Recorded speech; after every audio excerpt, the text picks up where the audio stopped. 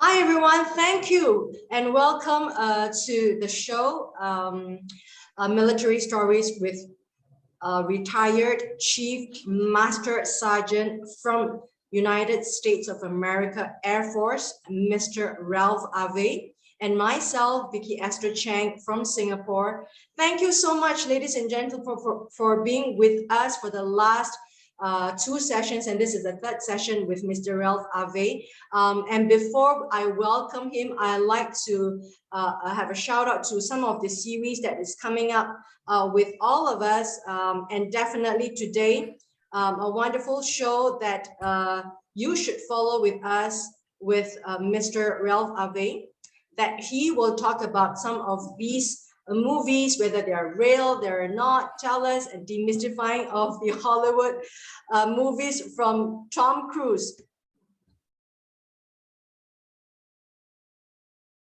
And when you went bad, you cut these guys loose. Your Honor, you had markers inside a phony transport. Your Honor, you doctored the logbook. Did I, Captain? You coerced the doctor. Consider yourself in contempt. Colonel Jessup, did you order the code red?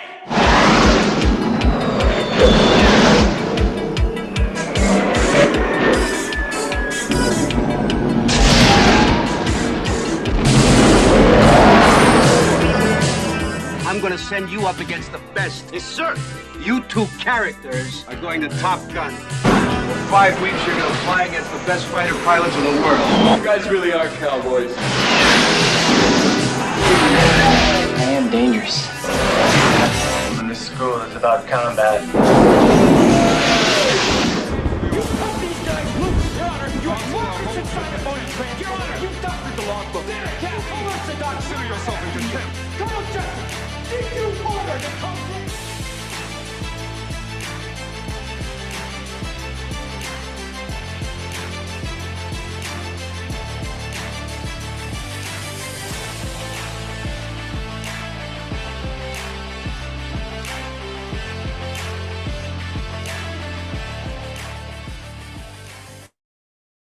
Hi, thank you everyone for coming back to us. And I want to tell everyone it's such an honor to have Mr. Ralph Ave for this series of his shows. Ralph, would you like to say hi to everyone in Singapore and to Asia Pacific, and also to Indo-Pacific, to America, North America, and where some of my listeners and my viewers are down under in Australia? Ralph, would you like to say hi? Sure. So hi to everyone. Thanks for watching. Thanks for staying in tune. Ralph, if you allow me to say that to you, sir, thank you for being on the show. And today is the 11th of September 2021, and we are talking about such a huge day, September 11th today, and it is my heart to the Americans and to the rest of the world that we learn something from history, and the world is going to be a better place with an event that is so significant that has changed the world, and I hope that the humanity continues to raise each other up. So, Mr. Ralph Ave, thank you for being on the show. And latest update for you, Ralph. Much to the dismay of Tom Cruise, the latest sequel of Top Gun is going to be postponed to 2022 because of the pandemic. I think he was so disappointed for Mission Impossible to be postponed to 2020, because I think, wrapping it up is a challenge because of the pandemic, wherever it is in America, in Europe, and in Singapore. Mr. Ralph Ave, I just want to let everyone know that you have been in the USA Air Force for the last 20 years. Would you like to tell us a little bit about your history in the next 1 minute or so? So I joined in 1999. Wanted to serve my country, wanted to serve something bigger than myself. Just want to have some kind of purpose in my life. And I thought I was going to do 6 years only. Got out of active duty, then did 14 years, the rest in the reserves. Yeah. And it was very different with the two entities. Yeah. Because one, you have to, you're paid to do all the workouts, you're paid to be there full time. And then when you're reserves, you're doing a lot of things off of your duty time, because you're doing 1 week in a month, 2 weeks a year. But my reserve, I average about 3 months to 4 months a year. So it had a lot of conflict with my civilian job at the same time too. But and also, I think this is so important for all of us that you are here. I would like you to demystify some of these things that in our mind about you, about American Air Force. Because of Tom Cruise, we've got there, Tom Cruise has actually kind of framed the whole view of the world about the military coming out of America, because his show, like, it was over like 20 years ago. I know when I was like really young, like when you had this show about the Top Gun, where you are from, the American Air Force, it kind of made the world sit up. Wow, that's Tom Cruise and that's the American Air Force. And I would like to take your opportunity today and maybe the next episode to tell us about like how real is what is being depicted in Hollywood movies coming out of America, particularly those shows from Tom Cruise, how real they are and how far are they away from reality. Would you like to talk a little bit about Tom Cruise first and the movie of Top Gun? well, Tom Cruise is a great actor. He portrayed, he really takes over the scene in whatever movie he plays. But a lot of the military stuff, I've never been in a courtroom with that one movie he portrayed in A Few Good Men.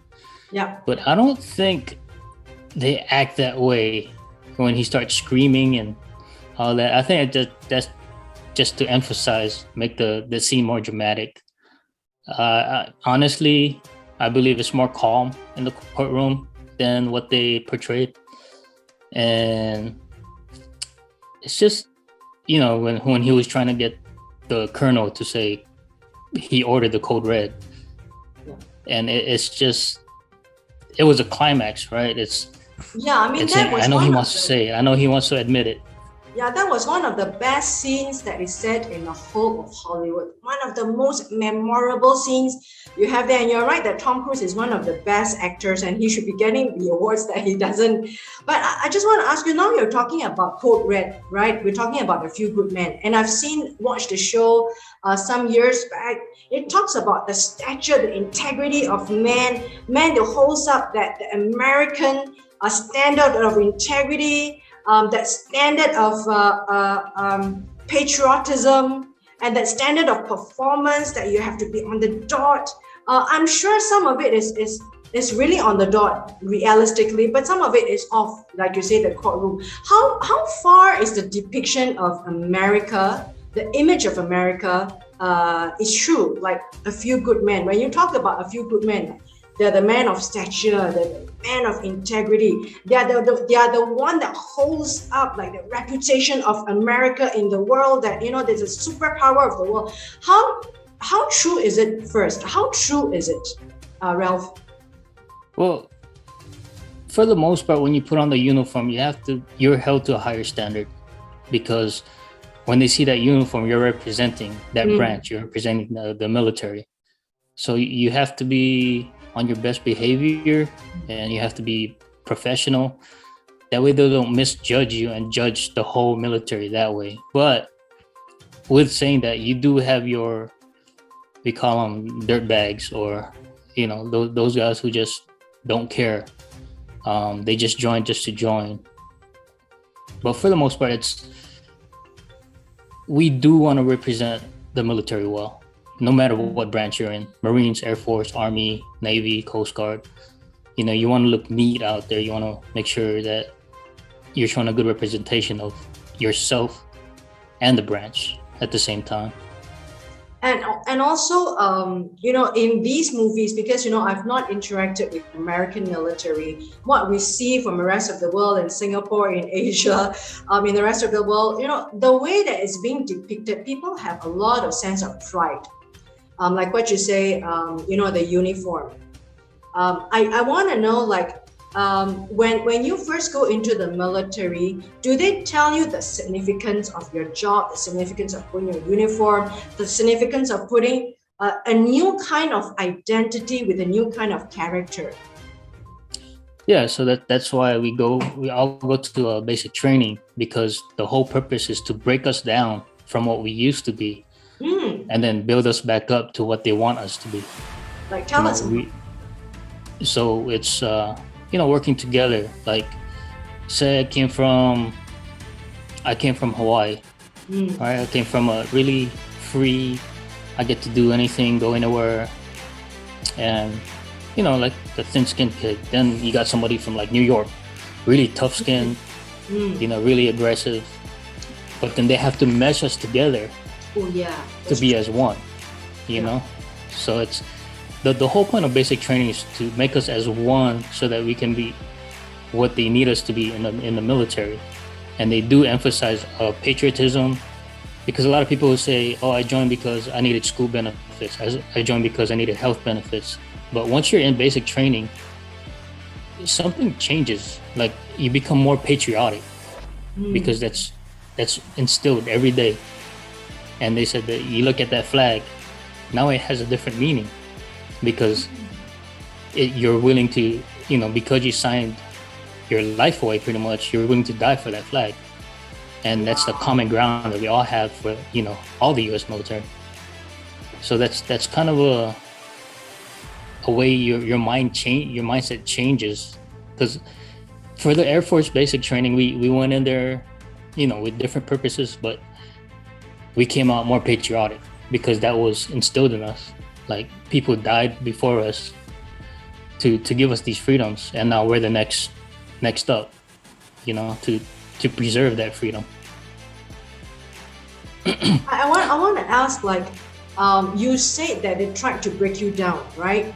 And I'm very sure they use a lot of harsh methods, breaking you down mentally, like what you say in the last 2 episodes, breaking you down mentally and also physically. Tell me, like, you said things change. Like, I want to ask you, when you go home, maybe after that training, and when you reached home, or when you meet your social friends that you met before you went for your basic training, and then now you're going to meet them after the basic training, I suppose you're going to meet your mom, your girlfriend, your family, your friends, and they say, hey buddy, let's go for a drink. Now, did they kind of tell you, hey, you are a different person? Yeah, they noticed that how much I've changed. Noticed how much more confidence I had, and just how I carried myself. I still kept the same character, but now I just added a few things on it, because a lot of my friends they stayed in Hawaii. They never really left. I was one of the first ones that actually moved out of there. And and the military was, because of my my life situation, where I couldn't really afford to move out of on my own. I said, you know what, the military will give me a free ticket off this island, so I'll go that route. And then when I come back, they just noticed that I was different. And at the same time, I looked at my friends and I'm like, you guys are still the same. It was, I had a bigger perspective of the world, because of what was instilled in me in basic training, right? These people died before you. These people preserve your freedoms. Now it's your turn. It's your turn to preserve these freedoms. It's your turn to protect this country. And that they instill that pride in you. And then you go home and you look at your friends and like, what are you guys doing?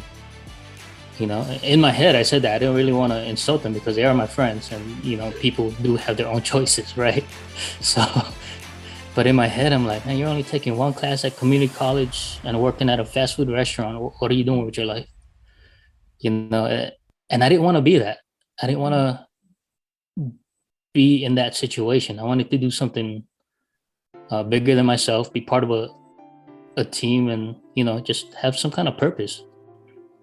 How does your mom or your family, because you're going to stay with them, when the first interaction came, how did they kind of like assimilate you back into their home? Like, you look the same, but you are not the same. You know what I mean? From the point of view of your family. So my mom, I still treated my mom the same. You know, I love her to death. But my mom told me when we ate our meals, I was done in like 2 minutes.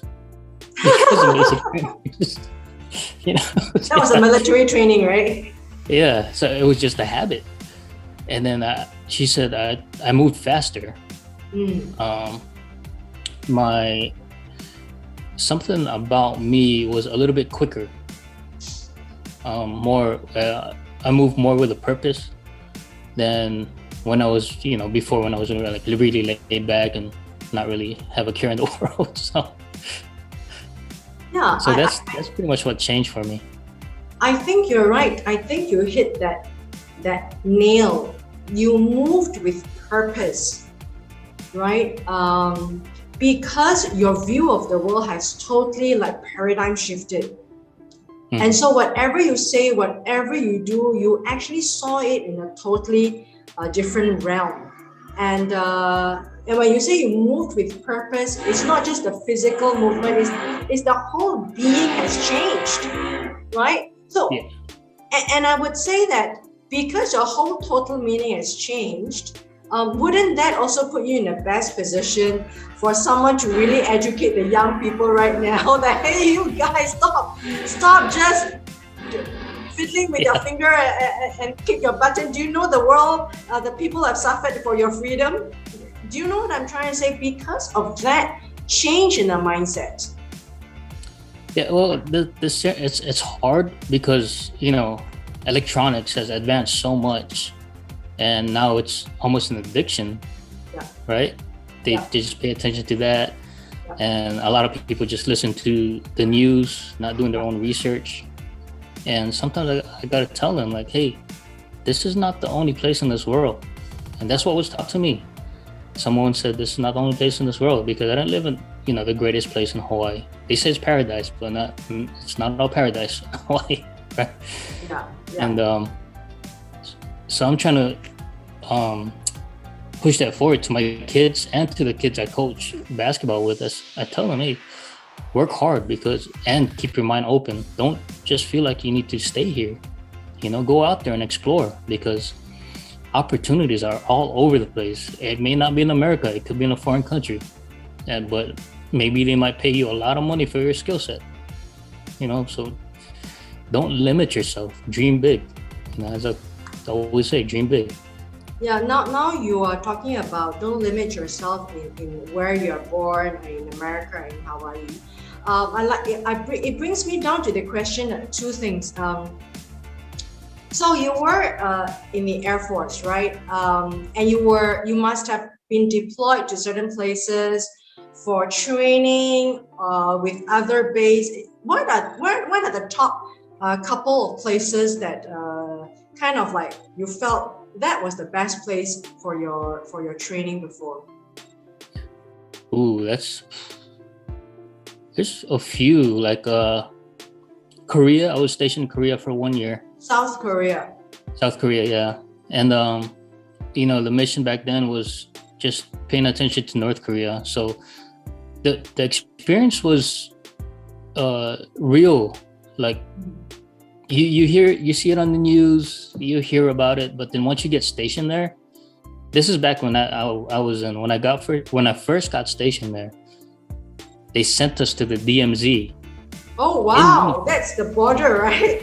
Yeah, they said that was one of the first things you needed to do for your part of your check-in. Wow. Because they needed to make you realize why you're there. Yeah. And back then we had to wear our dress blues, because there was some kind of agreement where if you brought military members to the DMZ, we needed to show that in a non-threatening manner. So that's why we wore our dress blues, so that the North Korean could say, okay, those are military members, but they're not here in a threatening manner.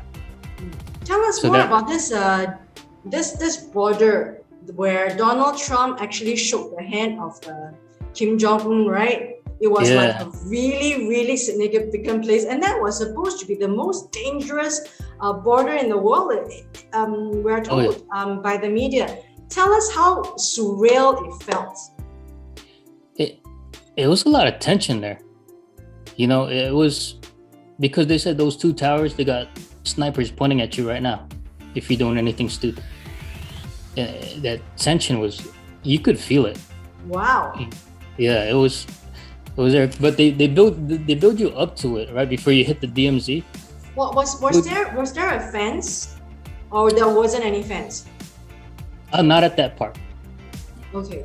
It was just that what you saw with when Donald Trump Yeah. went over that little That platform. yeah, that was it. Okay. Yeah, and that little hut that was on the side, Yes. that's where they talk, north and south talks. I so- see. At that, when I went there, every 30 minutes they would lock one side so that we could walk in and we could actually step in North Korea, right? And within that hut or within that house. And then the next 30 minutes, the North Korean side would get to walk in there.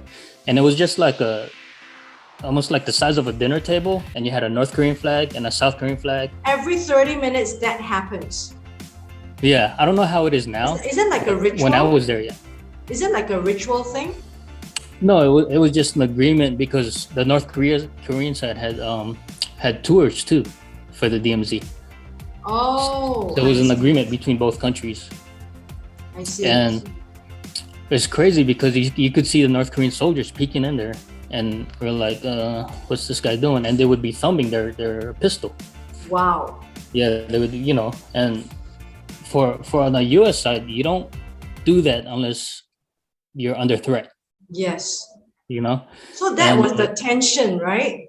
Yeah, and the South Koreans, I think there was 3 posted South Korean soldiers were in between those that where Donald Trump walked through. Mm. So if you notice, the both of the Korean soldiers between each hut will be half exposed in Taekwondo stance. If you notice that, and then you Yes. have one that will go back and forth, marching, right? And they said those North Korean soldiers are not North Korean. I'm sorry, South Korean soldiers. They were the top of the top.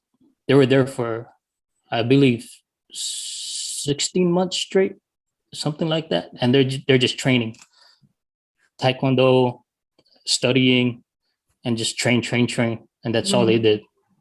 So they were pretty serious soldiers. Like you wouldn't want to mess with them. Yeah. I just want to ask, because you did say that it was such a tense, there's this tension in the air, right?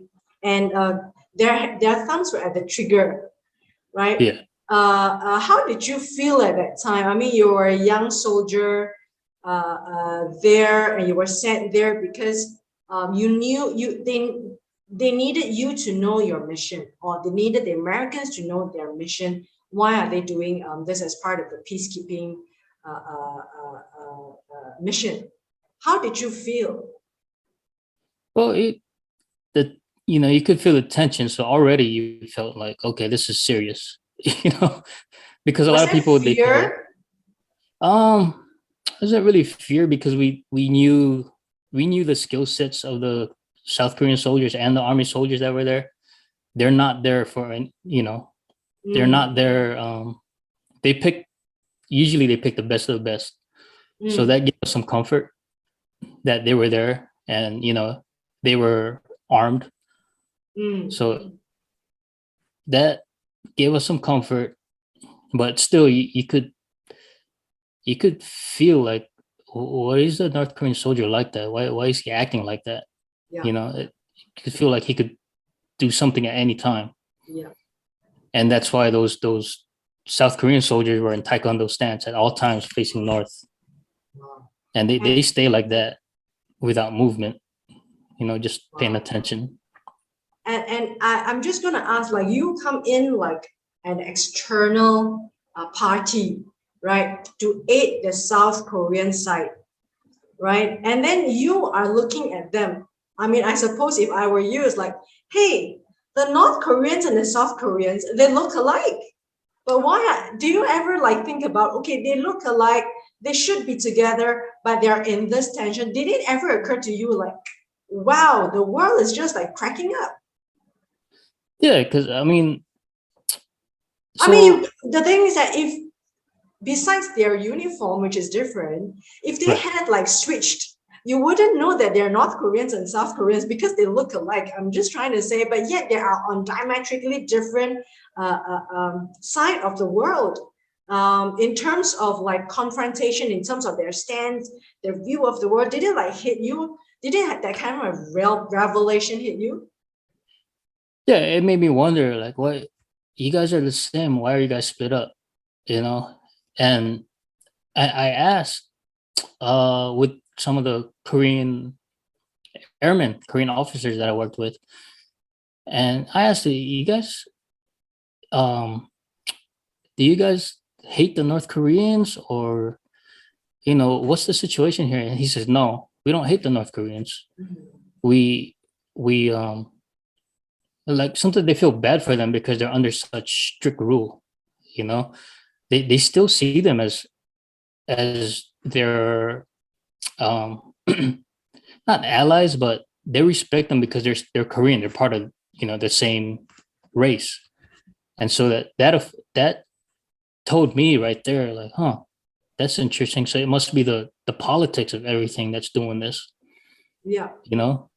And I know President Trump was the first one to ever talk to a North Korean leader, because back then it seemed like that's all what the North Korean leaders wanted, for the US just to talk to them. But they just kept resisting and resisting and resisting until Donald Trump went there. And because he's like we all say in America, Donald Trump's not a politician. He people may have judgment of him, but I can tell you that I think the military was in a better place when he was there, because he made 3 peace treaties with Middle East. He contacted and made some peace with North Korean, Kim Jong-un. So you've never seen a president do that before, and he still gained the respect of the military because of how he was. He was very proud American. And what's the military? It's a lot of patriots in there. Why would we serve if we weren't patriots, right? So it made an interesting conversation. But then I don't know, I watch a lot of foreign movies, and sometimes there's some truth to it, right? So I watched like a Korean movie. I forgot the name of it, but they found it was about a coup in North Korea that the South Korean forces found out about.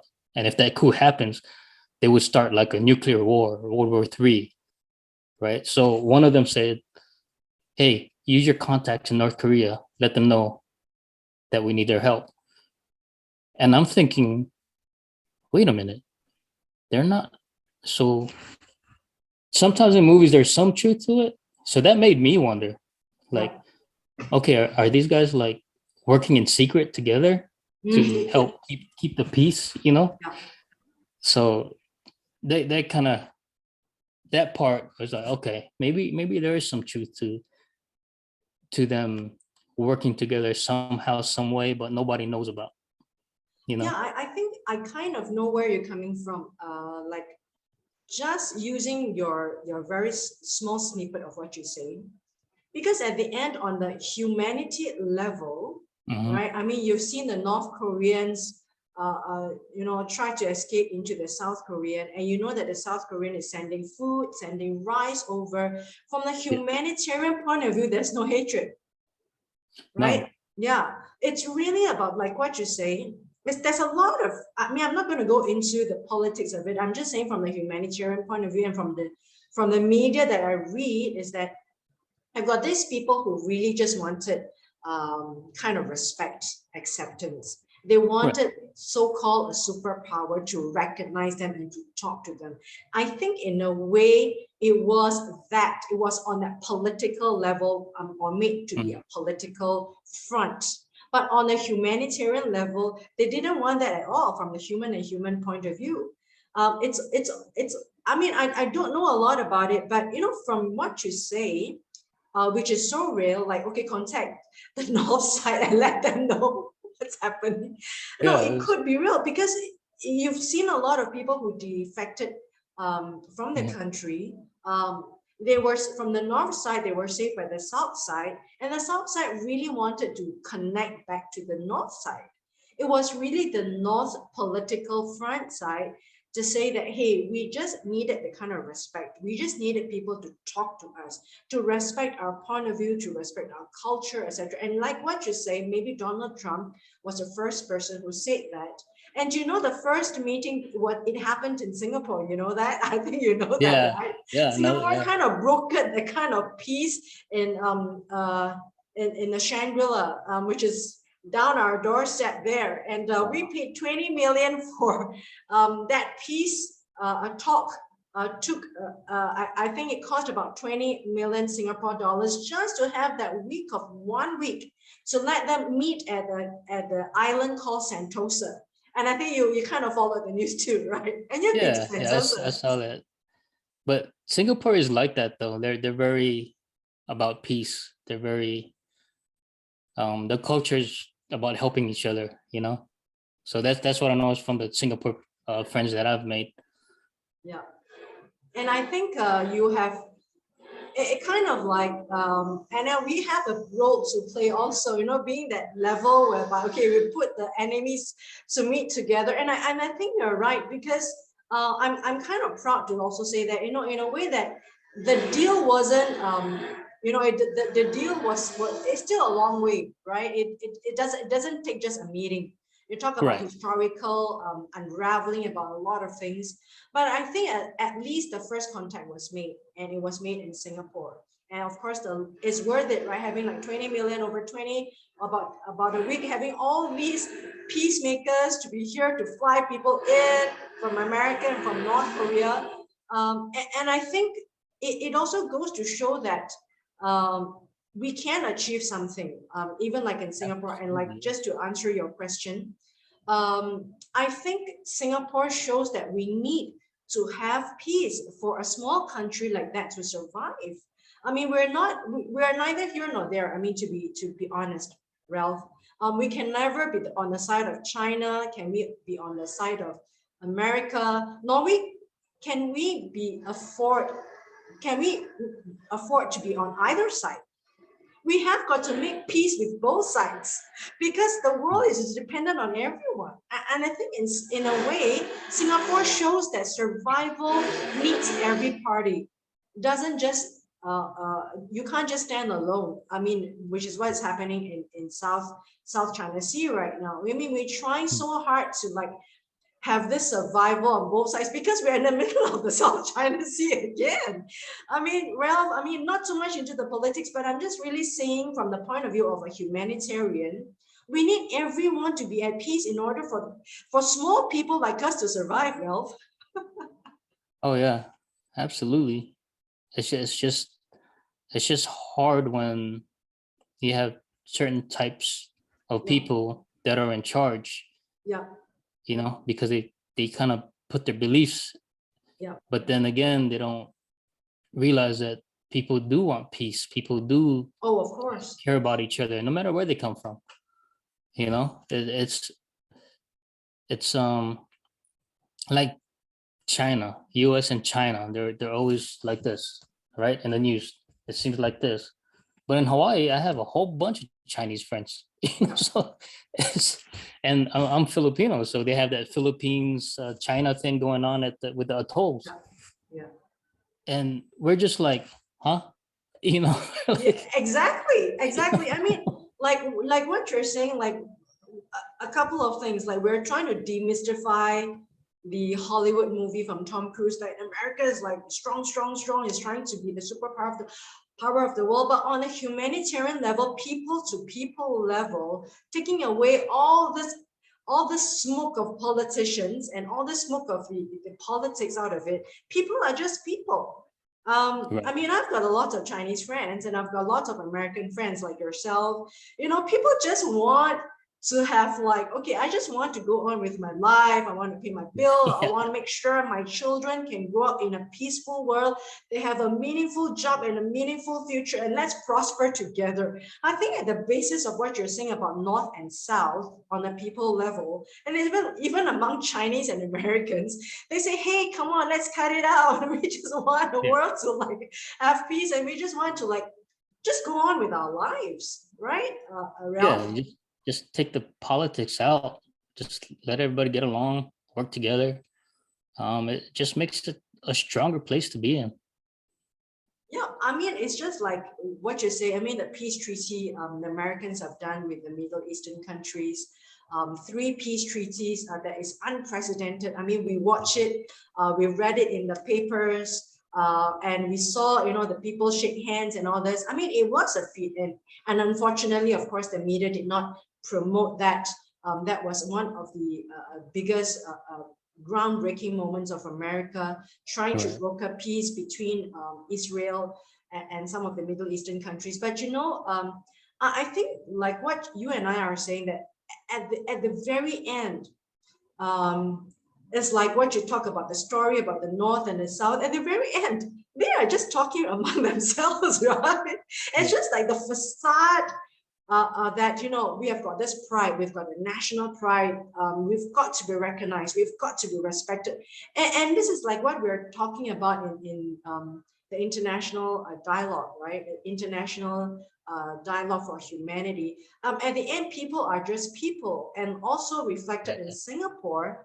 And we are a typical, I should say, we are typical, or we are a personification, or it epitomizes that we need to have peace in order for a small country to survive.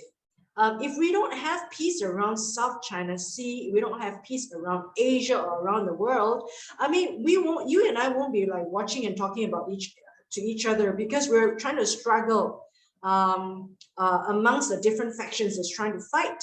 And I think we are just a reflection of the voice of the people, that, hey, let's just sit down and talk about life, right? And get this politics out of the way, Ralph.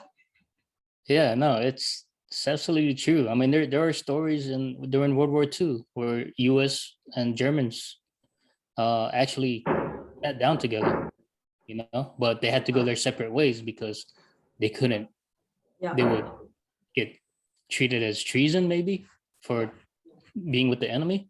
Yeah. You know, so stuff like that, like war is ugly. Yeah, I signed up for the military. I know what I may have had to come down to doing, but under that but that's uniform, why it's you still a need person. to have a strong force. I mean, I'm just really watching it from Singapore. Like, we have compulsory conscription, right?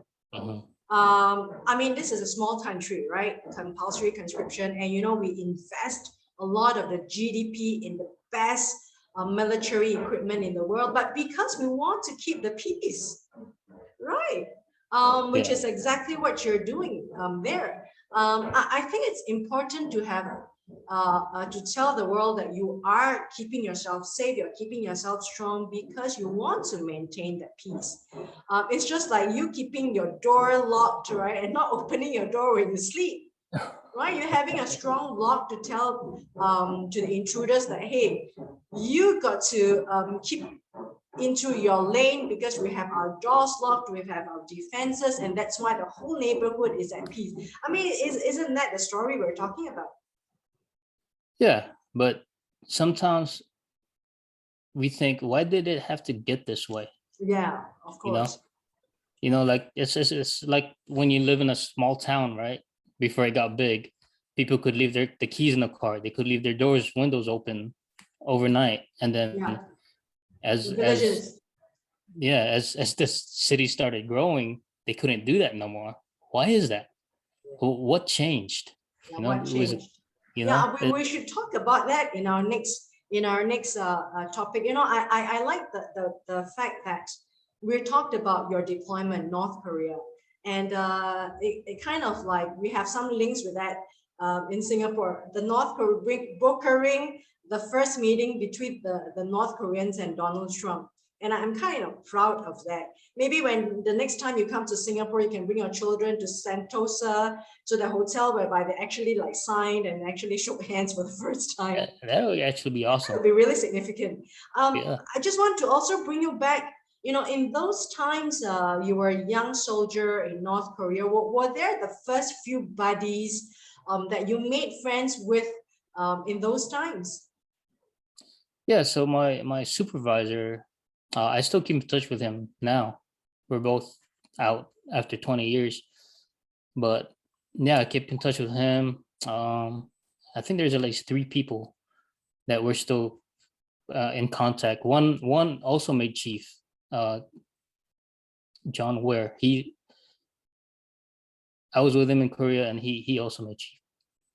There was another guy, John Paxson. He also made chief. So I was blessed. I guess it was like destiny, I guess, for us to be chiefs, because we never thought we'd be chiefs. It's only 1% of the Air Force, right? So, and it's just how we were all different people, but at the same time, we had our goals, and it just so happened that we made chief just doing what we needed to do for ourselves and for our troops. So Yeah, and this brings back to the story of Code Red. No, because you must have got this strong brotherly camaraderie. And of course, in the shows, it really is depicted in such a way. It's so strong because you're talking about life and fighting for your brothers, and their lives mean a lot to you in the movies. Now, how true are these? So you'll hear stories about people jumping on grenades to save their brothers in arms. You hear them jumping in front of bullets to save their brother or sister. Those are actually documented truths in the military. And it's instilled in you in training. Like you if you can, or if you need to sacrifice yourself for the better of the people around you. Yeah. Wow. Because when it comes down to the mission, right, it's sometimes you think, okay, we need to complete this mission, but bottom line, the thing that matters the most is the person next to you when you go out there. Because when I deployed to Saudi Arabia, we were in the beginnings of Iraqi freedom, but it didn't happen yet. So we landed on the tarmac, and the commander comes out and says, "Hey, welcome to PSAB. We don't know when you're going home." And everybody's like, this sucks. So, everybody has a set time, right? Everybody knew kind of a set time how long they're going to be there. No, he just came out and said, "We don't know when you're going home." So, and that. So everyone's fate was tied together at that moment. Yeah, it was a shock, because we thought we were going to be there for 6 months, or a year. We don't know. We didn't know. So we just went on, all right, we're here. We might as well just keep pushing forward and keep doing it. Yeah. And that's when they started building up in Saudi Arabia, all the forces, and to go into Iraq. Oh, and once, what do you call? In the middle of Operation Southern Watch, it turned into Iraqi freedom, and we were still there. So we did some of the Iraqi freedom missions. Yeah. And then after a little bit, they sent us home, because the air mission, our mission was air power. Make sure we took over the skies, with all our aircraft and equipment and all that. And we accomplished that. And they said, okay, you guys can go home. So yeah, I hope to have you share with us your other deployments. I think the world should hear from yourself that you also represent a group of people that the world does not see, or because the military are people who do not shine light on themselves. Like like what you say, because you're part of a big operation, big mission. So people do not really talk about themselves. And you know, my own Ralph, just to let you know, my own pastor in Singapore, Pastor Crocker, Pastor Ray Crocker, he's actually a veteran from Vietnam. So sometimes he's been here for over 20 years. Sometimes in his speeches, I mean in the sermons, he talks about a little bit about his experience in Vietnam. He says that, you know, when the plane was landed, you know, he did talk about it, but you know, because people who are on a mission, like himself or yourself, they don't talk about it because they feel that, you know, they don't want to shine a light on themselves like, hey, I am the mission. No, because they represent so many people, so many troops, and so many brothers that they think that this is just a little bit of a huge infrastructure. So, you know, and I have lots of respect for my pastor, Pastor Ray Crocker. He's still here in Singapore. Every Sunday, without fail, you know, the kind of discipline that he has when he's pastoring a church, without fail, every Sunday, he's on the dot. He's never had a day off, always on time. Never asked someone to take over the podium, the altar. Really a man of integrity, a man of word, a man of height. I mean, to me, it's just the few good men that's left standing. You know, when you come to Singapore, definitely I'll introduce Pastor Crocker to you. He's been a huge influence in the lives of my family. You know, I got converted and baptized by him. Ralph, we've got you for like almost 45 minutes or so. Such a deep talk that we have had, and I think we are going to show the world your series means a lot, because you know you are shining light on military stories, and these are real stories to demystify some of the things that we see on television, on Netflix, on Hollywood movies, but yet a lot of it is real. The camaraderie, the sacrifices, the brotherly love, the patriotism, you know, the good man standing.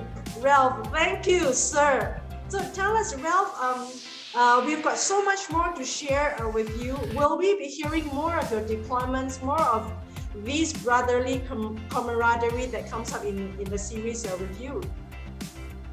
Yeah, absolutely. I think it's from an airman's perspective, you know, we're as Air Force airmen, we're not really front lines unless that's what our job is. We're more on the aircraft side, or sometimes, you know, on the admin side, but still you still have to take care of the soldiers that do go out there. You still have to take care of the Marines that do go out there. You know, you still have to build that relationship, because sometimes we call it joint forces. You know, all the branches will work together to accomplish one mission, and you just have to build that camaraderie and that respect for each other. I mean, we tease each other, our sister branches, because it's just a brother-sisterly love, right? It's like a sibling rivalry. But when the mission comes down to it, you know, then everybody's on point. Everybody gets their game face on, and you know, everybody has to do what they have to do. So today is really another snapshot of what's to come, another sneak peek of the whole series with our retired Chief Master Sergeant from the USA Air Force, and it is such an honor to have him. And you know, I'm excited to have you to tell me more of your deployments, and I would like to hear more of the short mission they have in Iraq, and also again in Korea. I'm sure a lot of things have happened, a lot of things that goes into your mind as a young soldier, and also the stories of brotherly love behind the scene. I'm very sure a lot of encouragement for each other, you know, egging each other on, giving each other the encouragement and spurring each other on. We will hear so much of it from Mr. Ralph Ave. Thank you so much for sharing with us, sir. I am so honored to have you, and also inviting you and your family to Singapore, to Sentosa. Yeah, hopefully once this pandemic over, or once they lessen the restrictions, Yeah, we'd love to go back to Singapore. sure. And with that, and also again, a lot of stories from Hollywood, from Tom Cruise. You're going to tell us that, hey, Vicky, that's not true. Not everyone looks like Tom Cruise for a start. And I know no one shouts like him. No one shouts. I mean, when you watch the movies, it's like he keeps like banging on the table and shouting. I don't think that happens, right? I mean, everyone is like keeping themselves so cool, right? Am I right to say that, Ralph? Yeah, so we call it military bearing. So, The military bearing. yeah. Wow. Yeah, keeping yourself cool and calm and collected. That's number one. Not like banging on the table, shouting across the courtroom. That's all for the movies and for the dramatization. It's effective though. It's effective, yes. So thank you so much, Ralph. I welcome in, ladies and gentlemen. This is another episode with Mr. Ralph Ave, all the way from California, to share with us what's behind the scene and what's behind these stories with him and with his brothers, wherever they are, the deployment. And we heard from him about the borders between North and South Korea, and that's from the first point of view. That's from the first hand information right from Ralph. And I don't know about, he was there at the Zoom where we saw Donald Trump shakes the hand of Kim Jong-un. That point, when we, the rest of the world, were looking at it, wow, that's groundbreaking. And he's going to unpack and break it down for us in the next shows. Thank you so much, Ralph. I'm so honored to have you. I just want to give you and your fellow brothers a round of applause and a shout out to all of them. Thank you so much. That's a salute from me from Singapore, Ralph. Would you like to say goodbye or anything for the next 10 seconds or so? Yeah, so just thanks for tuning in. Hope you continue to stay tuned in. And yeah, I think it's important so that you shine the light on your brothers, right? Or your sisters, right? Shine the light on them and to tell them that they've done a good job, and it's for us, for the rest of the world, to understand the immense amount of sacrifices and work you and your fellow brothers have done. Thank you once again. I'll see you. Vicky. And when it went bad, you cut these guys loose. Your Honor, you had markers inside a phony transfer. Your Honor, you doctored the logbook. Did I can't coerce the doctor? Consider yourself in contempt. Colonel Jessup, did you order the code red?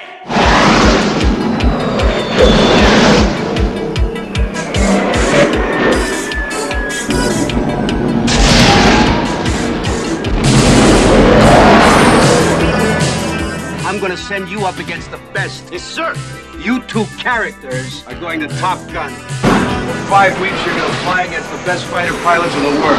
You guys really are cowboys. I am dangerous. And this school is about combat. You cut these guys loose. Your Honor, you had markers inside a phony transfer. Your Honor, you doctored the logbook. Did I can't coerce the doctor? Consider yourself in contempt. Colonel Jessup, did you order the code red?